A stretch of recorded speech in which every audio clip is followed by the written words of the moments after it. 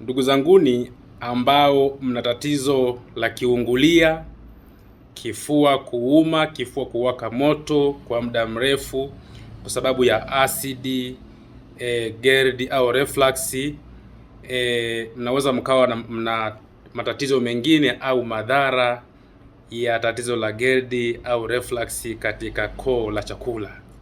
Ndugu zanguni, unapokuwa na tatizo la gesi, asidi, reflux kwa muda mrefu ambayo imepanda kwenye koo la chakula, itaunguza, itachoma, itachimba kwenye koo lako la chakula. Na endapo hautalitibia hilo tatizo, basi ugonjwa unabadilika na kuwa kitu kingine. Ugonjwa sasa unaweza ukawa sasa vidonda vya umio, vidonda vya koo la chakula, unaweza ukapata saratani ya koo la chakula, na unaweza ukapata makovu kwenye koo la chakula.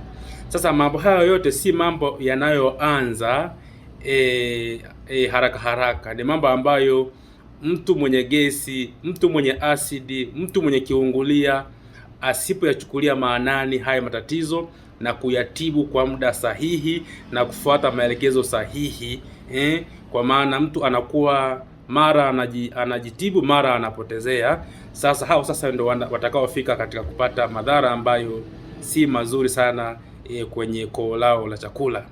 Sasa ukipata makovu kwenye koo la chakula, ukipata vidonda kwenye koo la chakula, ukipata saratani ya koo la chakula, I say, mojawapo ya dalili ambazo utakuwa unazipata ni maumivu wakati wa kumeza chakula, hasa kikiwa kinapita katika koo la chakula. Lakini pia utahisi mkwamo, yani unameza kitu unahisi kama akishuki vizuri, kama akiende vizuri, kinakwama, kinakwama njiani hapo katikati. Sasa nadhani unajua kwamba ukimeza kitu afu sasa kikiwa kijaenda, kimebaki njiani, hali utakao kuwa unaisikia.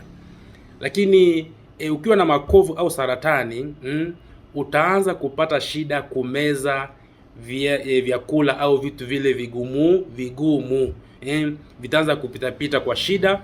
Na kama ugonjwa ukiwa unazidi kuwa mkubwa, unazidi kuendelea, sasa utaanza pia kupata shida ya kumeza hata maji, kumeza hata uji utapata shida, kwa sababu sasa njia ni kama imeziba, vitu havipiti. Kwa hiyo utakuwa tu unakula tu, kifua kinakuwa kinajaa, kinakuwa kizito, lakini pia unaweza kuwa unatapika mara kwa mara. Ndugu zanguni, haya mambo unaweza ukayaepuka vizuri kabisa kwa kutibu ugonjwa unapoanza. Ukiwa na gesi, kiungulia, asidi nyingi tumboni, tibu hiyo asidi, msikilize mtaalamu wa afya atakachokushauri, fuata maelekezo atakayokupatia, na utakuwa salama, hautapata hayo madhara tajwa.